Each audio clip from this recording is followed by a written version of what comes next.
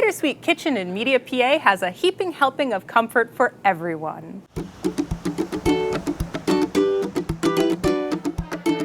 So we always said if we're going to open a place, it needs to be in media, and it needs to be breakfast and lunch all day because we were always driving to the city for brunch. We said, let's save money on gas and we'll open our own restaurant. That's why we did it, because we wanted to eat. Jeremy's background is as a pastry chef, and I think that is special and sets us apart as far as breakfast places go. And they can get breakfast all day, every day.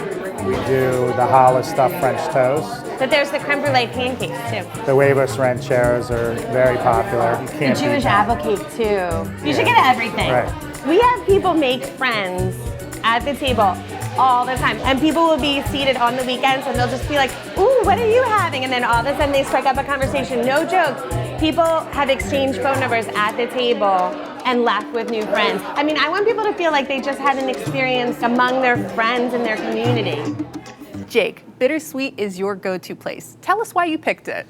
Well, I love Bittersweet Kitchen. I go there all the time for breakfast, but it's like a cool ambiance because in the suburbs where I'm from, clearly, it's like a very like chain restaurant after chain restaurant after chain restaurant. So it's hard to like get something that's kind of unique, and they kind of brought that vibe a few years ago with like their exposed light bulbs and their like just cool decor that really wasn't like, there wasn't too much of that in the area. So I always go there for the Southern Pile Up. That's what I always order from there. It's a delicious like biscuit with like egg and sausage gravy on top of it. It's just so good, and it's just like, it just puts me in the right place, which is usually nap time.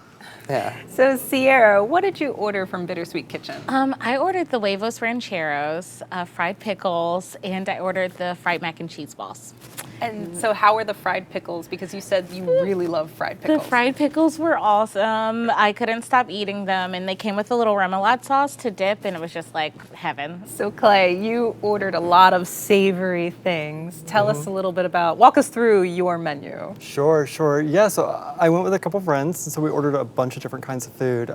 So I actually ended up with the creme brulee pancake, which the waitress actually recommended. And in the beginning, I was a bit apprehensive to do it because I was thinking this is gonna be so sweet, like too sweet. But honestly, it was delectable. We also had an omelet that was like a rosemary omelet, and it came with a biscuit, and that was also very tasty as well. Sans the biscuit, which I didn't necessarily love the biscuit, but everything else on the plate was amazing. Was it that honey butter that came with it? The honey butter was so good, yeah. And so once you pair those together, I thought it was great, but the biscuit itself, maybe like the texture of it and what I grew up with in the South, it didn't quite like raise to the level of what I was used to. Jake, you ordered the blueberry fritter, Yeah. which was technically like an appetizer, but really It was definitely more of a dessert. Yeah, it's definitely more of a dessert. It's almost like funnel cake. It was so good and so. Are the blueberries on top, or are they baked into the cake? They're baked into the cake. Oh, yeah, so you just see this fried circle, and you're like, what is this? And then you cut into it. You're like, oh, it's Christmas, and because it's just like perfect. It's like a perfect shade of bluish purple, and then you eat it. Yeah, it's good. Yeah. And Sierra, they brought out a little extra something for you too.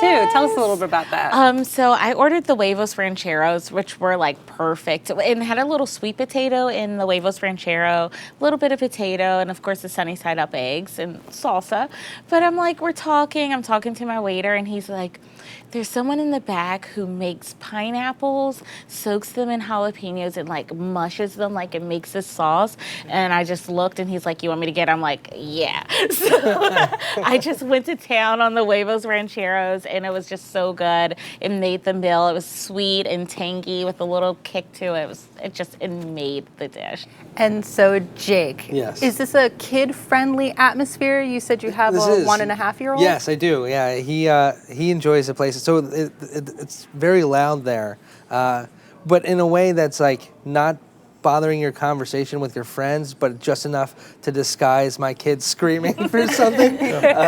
But one cool thing about the place, it's very kid-friendly, is they have an area where they have kids' toys. So if you for some reason forget your child's toy, you can real quick grab something to distract them, so you can actually enjoy your meal. The toy area saved Yeah. saved our brunch experience. Clay, what did you think of the decor? so cool. Like it has industrial lighting and then just amazing art that is splashed all over the walls. Oh, that's cool. So even though Bittersweet it's mainly like a lunch spot, like a breakfast and lunch spot, but would you take like a afternoon date or like a coffee date or coffee meeting? What would you think? Oh, definitely. Jake? Yeah, I would absolutely take a date there. I mean, I'd have to explain it to my wife, but I'm from the area itself, and they have a lot of like fun shops that are like locally owned. I know it's just like a very community driven, like they have so many different events for kids and families. It's pretty sweet, yeah. And Clay, have you been to Media before? Never. Was this your first time? Yeah, I'd driven through it on the way to Longwood Gardens, but like I'd never actually been there. And I was so surprised. It was super cute. The charm is just so apparent. It is a charming little town. Yeah, and I had no problem parking, and honestly, the meters, I mean, you get a lot of bang for your buck. So Jake, Bittersweet Kitchen was your pick. Sum it up for us. All right, well, Bittersweet Kitchen, it's a cool little spot in the suburbs, which we don't have many. You go there, you feel like your best friends. It's really cool. Like even if it's your first time there, they just start asking you questions about your life and how things are, and it's just like it's very like warm and inviting, and the food's just delicious. So. Sierra, sum up your experience at Bittersweet Kitchen.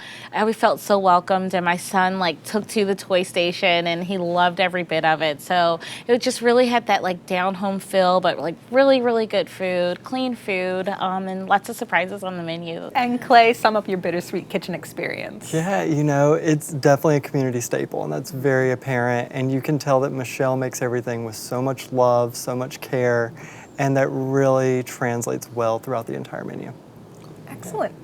Try it for yourself at Bittersweet Kitchen, located at 18 South Orange Street in Media, 610-566-1660. They're open for breakfast and lunch every day. Reservations are not accepted. The average tab per person without drinks is $10.